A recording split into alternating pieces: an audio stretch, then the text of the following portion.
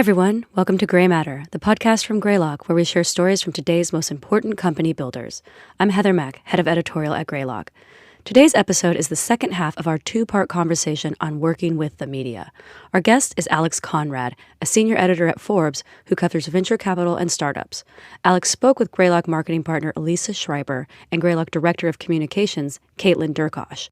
All three discussed the ever-changing media landscape and provided tips and insights for founders who are navigating press, PR, and all other forms of content. Elisa kicks off the conversation. Enjoy. You know, you mentioned earlier, Alex, you made a comment, no journalist wakes up and wants to be a part of the marketing plan that's not why you guys get out of bed in the morning. There's been a lot of conversation out there in terms of whether you should own your own content, what it means to do blogs and podcasts, or work with the media to tell your story. My point of view is that it's not a binary choice, actually. But I would love to talk about the role of the media. And Alex, get your perspective on this as a journalist.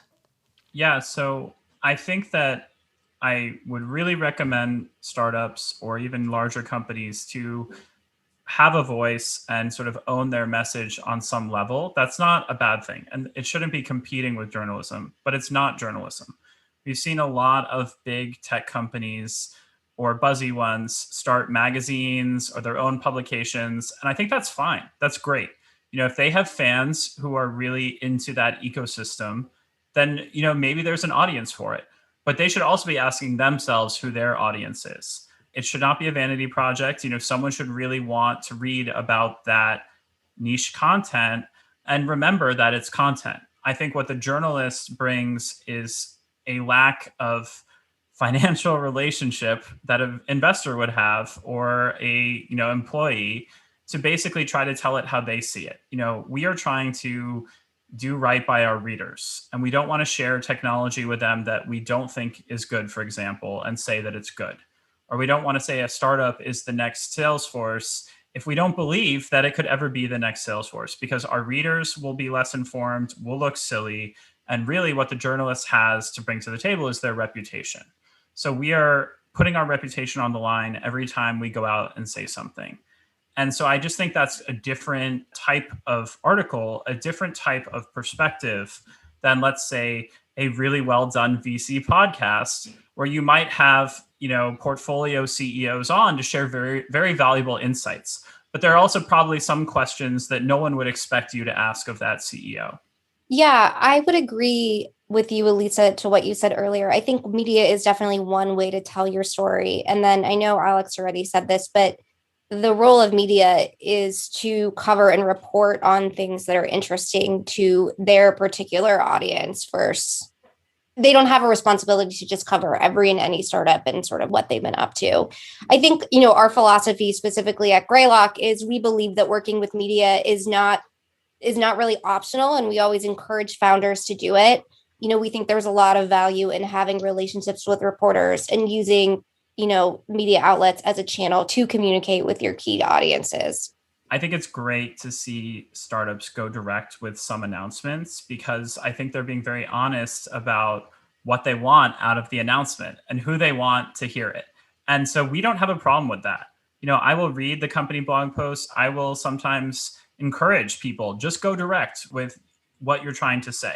But that is just not a news article, and that's okay.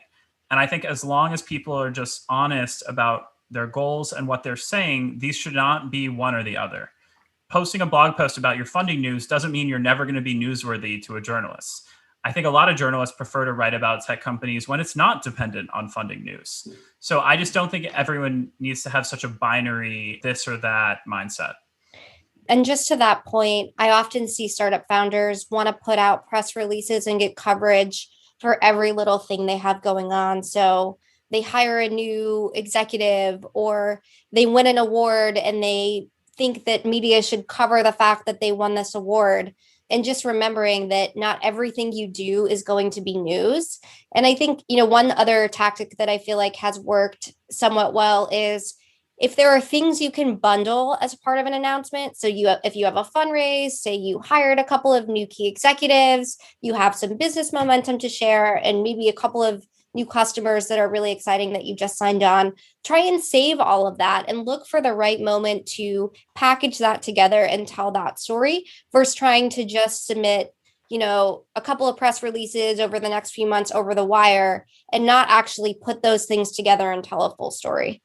Yeah, I would say press releases for me are most valuable as a historical record. I will go back and just confirm this is when a product launched, or this was the timeline of funding for a company, but I won't usually write about a press release as it's happening. So, Alex, in some previous conversations we've had, you mentioned that you get the question from founders, like, how do I growth hack my relationship with the media? What's your response to that when folks ask you that question?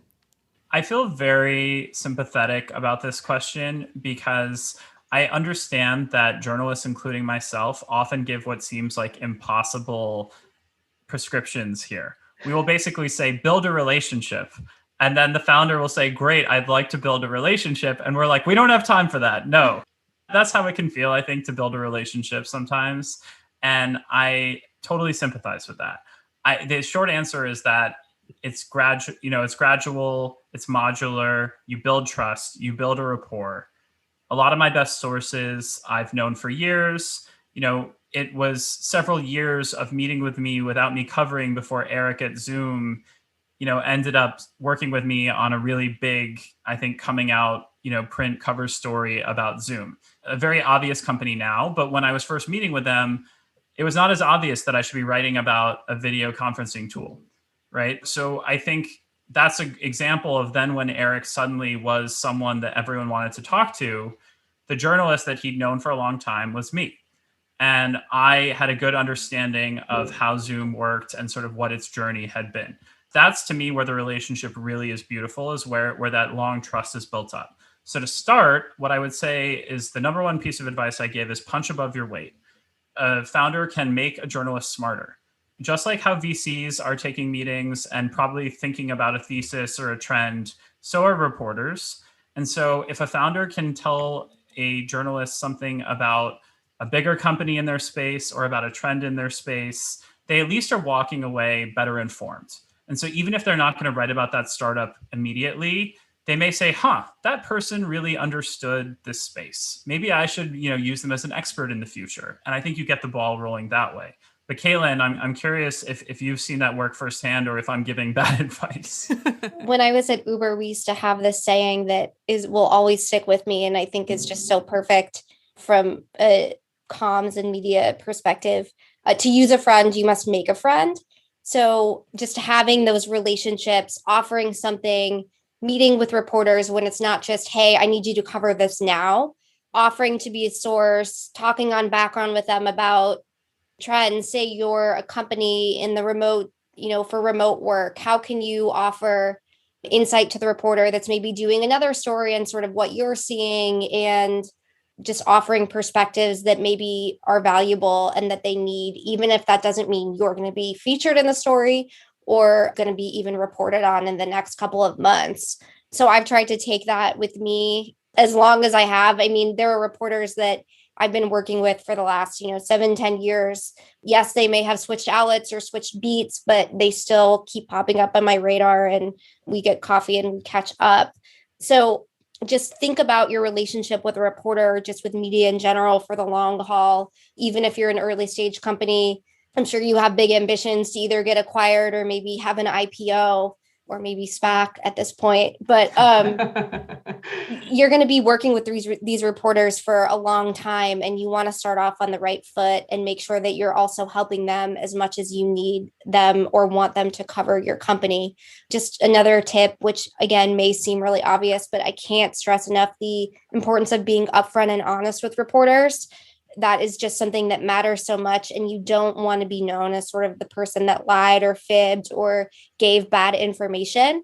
And then I think this is going to be less relevant to maybe early stage, but as your company gets to, maybe their Series C, Series D, you need to start thinking about hiring a comms person who can kind of help you run all of this stuff internally. And you want to really look for someone that's going to be your counterpart, that's going to be a great partner to you, that knows, reporters, has a good relationship with the media, versus someone that just can go out and be a pitch machine for you? I have to say, not to overly flatter Kaitlin, founders should look at the alumni network of comms people from companies like Uber or Facebook. These are companies that are not necessarily known to have amazing relationships with the press. And yet, their former comms people are in very exciting, interesting companies across Silicon Valley, outside of Silicon Valley. They're all over, and they have really good relationships with the reporters. I think behind the scenes, the dialogue is much more constant, and it's more collaborative than you might guess just from seeing, a Twitter fight. Yeah. And these comms people are also going to have seen it all. They're going to, how to pitch positive stuff, how to pitch product news, how to deal with maybe a scary inbound that you're not thinking about, or even, a crisis, as you would call it. These people are going to really have the full kind of understanding and know how to deal with various situations. I just want to give one more piece here, which is there are some reporters, of course, who are hunting for scoops constantly, and they are just kind of trading on information. That is what they are good at. And they specialize there, just like, everyone specializes in other jobs. And I would just say, if founders are scared of that, they should just be comfortable to say, look, I don't know, or I don't feel comfortable dishing on that. I'd love to tell you kind of how I see our space, or offer something else.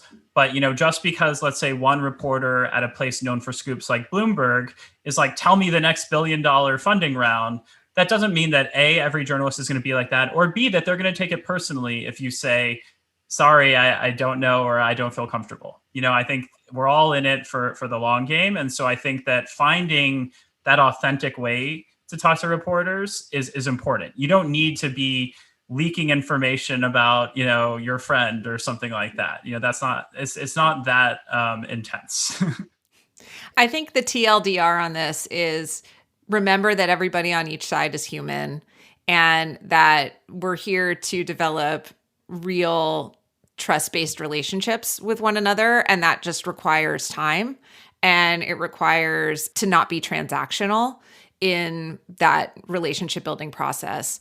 The flip side of that we've been seeing a lot, is this concept of basically the tense relationship between media and tech. And you mentioned in the Twitter fights that you see, Alex. I think to some degree we hear about founders being scared of reporters, or don't know what to do if a reporter reaches out, especially if it's, it is a scoop or it is a leak about the latest funding round or something that they weren't really ready to talk about.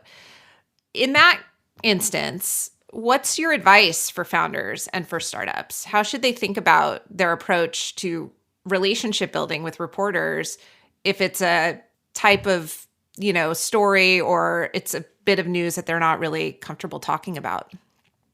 Reporters are seeking information above all, and they don't like to feel like they don't know something. And so I think if you can't tell them something, you should try to just be honest, or just, consistent about not sharing information. But I think what really hurts the relationship is when someone clams up or lies or misleads, because then there is that distrust for the future.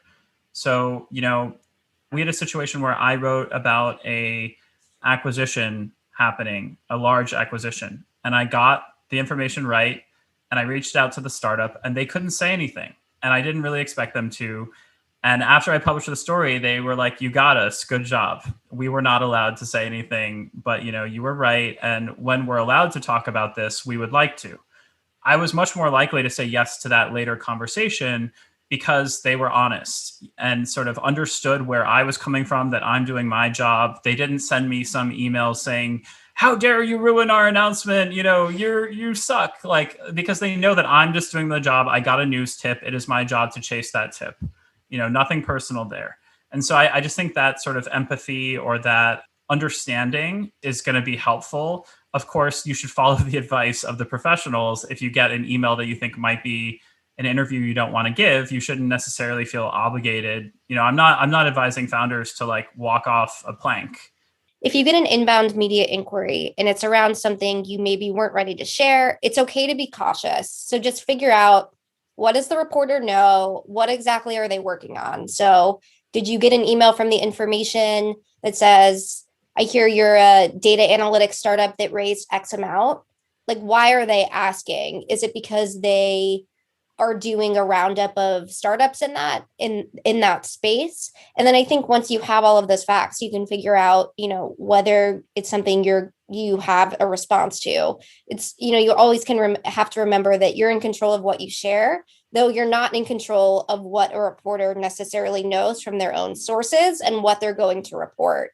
So you just have to balance that and be okay with that and sort of be respectful of a reporter who is able to have who has their own sources and is able to get information from people that aren't you. And then just kind of overall, my philosophy is it's better to reply with, hey, thanks, we don't have a comment, or we don't have anything to share right now, versus just completely ignore and then try and re-engage somebody when you're ready.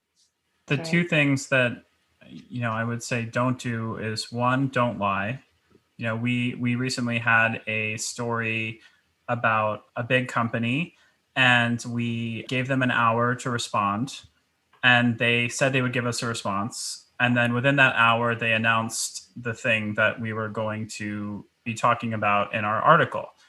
That basically told us to never give that company any warning again, and that they will play scorched earth with us, which we had tried to go front door by the book with. So, I don't know if that company realizes it, but no one at Forbes is going to trust them moving forward. And we were very disappointed. Maybe they had a whole plan for how to announce that piece of news, but they could have, given us an interview, or they could have just said, hey, we can't talk about this, and then done the interview with somebody else. But by actively misleading us, they definitely burned a bridge. And then the other thing I would say is not everything goes as planned. So sometimes you may actually get more coverage or more interest because it's being, this news is being announced in a way you didn't intend. So it's always good to check with an expert, but, a PR expert like Kaitlin might say, well, hey, we wanted to announce this in 3 weeks or in a month.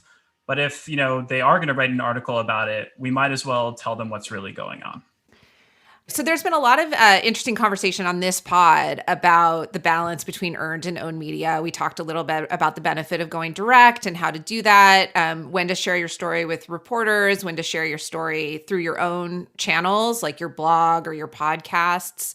I personally think both are really useful and important, and I also think that they're not mutually exclusive. So as an example, I write up a weekly newsletter, and I aggregate some of the Greylock portfolio news, press stories where our partners have been quoted. We do our weekly podcast. And I hear from reporters and I hear from people that subscribe that they like the newsletter because it helps keep them in touch with what's happening at Greylock. And it's a pretty light way to stay connected. There's been a rise in newsletters with Substack and some of the more non-traditional forms of journalism.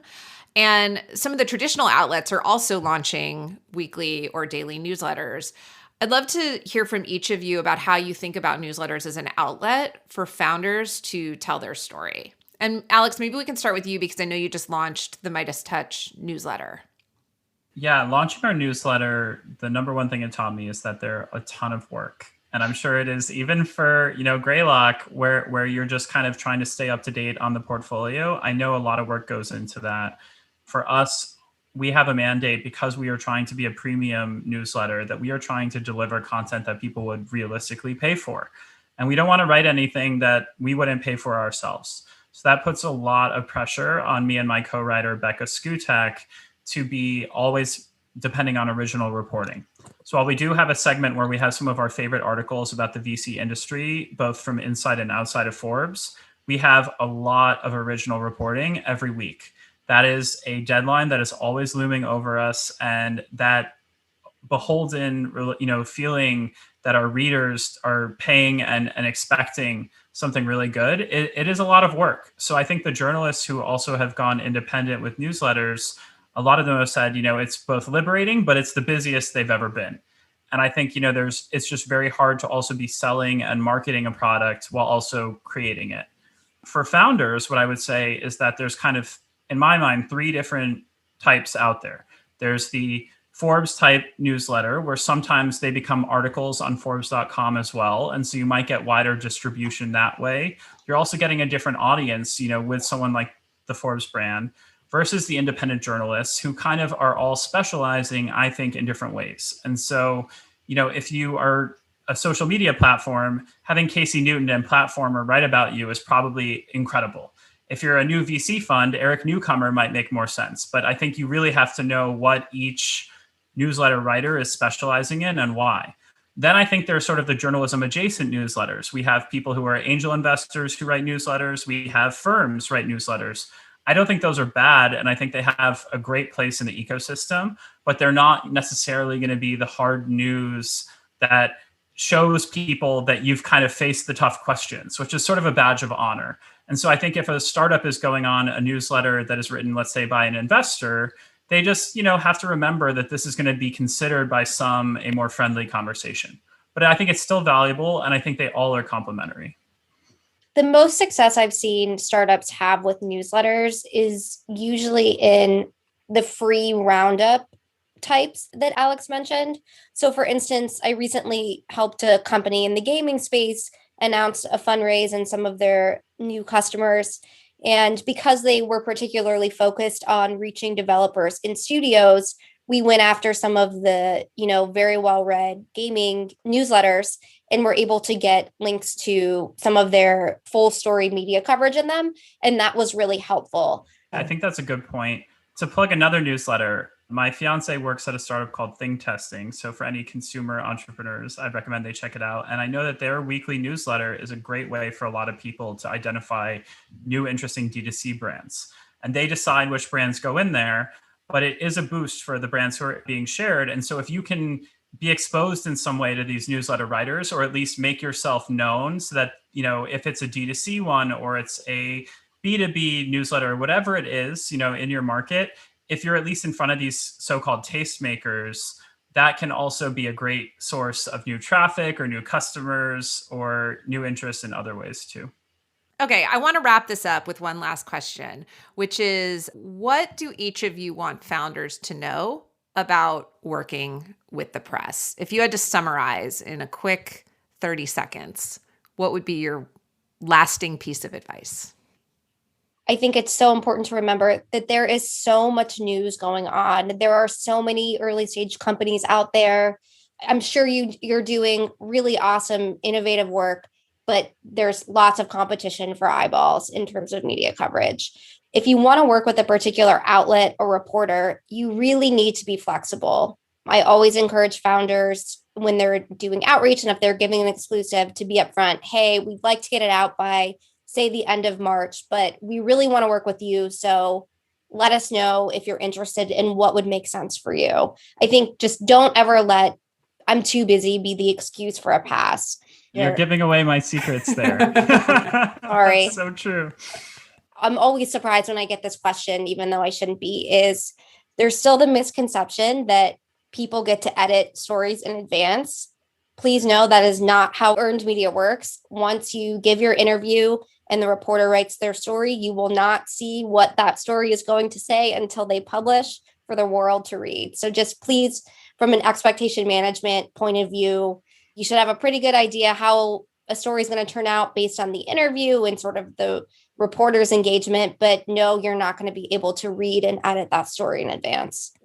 Alex?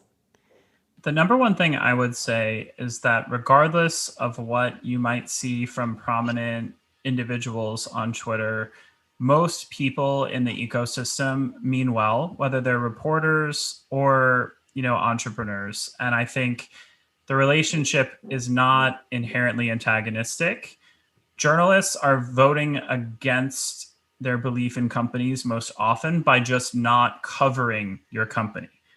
We are so busy that if we don't think that for whatever reason your startup is exciting, we're probably just not going to write about it at all. It doesn't make sense for us to go out of our way to write an article just about how we don't think that you're going to succeed.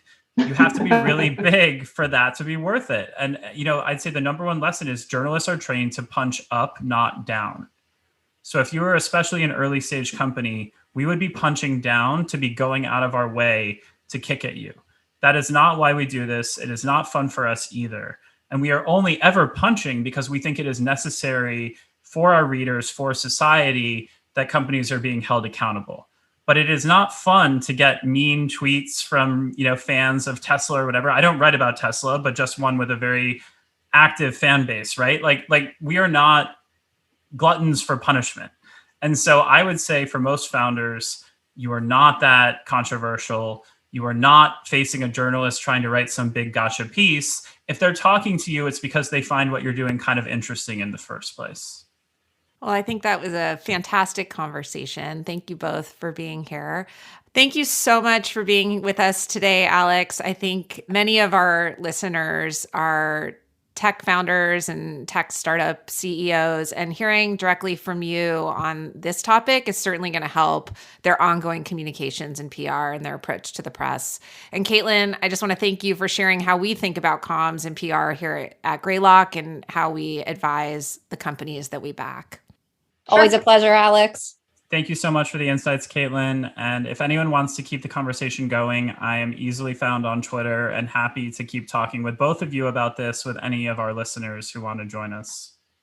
So you're asking people to tweet at you, Alex? Is that what you want? I'm just trying to drive that engagement however I can, Elisa. So that concludes this episode of Grey Matter. If you liked this interview and you want to hear others, please hit subscribe. You'll be able to catch up on Grey Matter episodes you may have missed, and you'll get new episodes delivered directly to you. You can also subscribe to Grey Matter at soundcloud.com/Greylock Partners, on Spotify, or wherever you get your podcasts. You can find new episodes and blog posts every week on greylock.com/blog. And you can follow us on Twitter at GreylockVC. I'm Elisa Schreiber, and thank you so much for listening.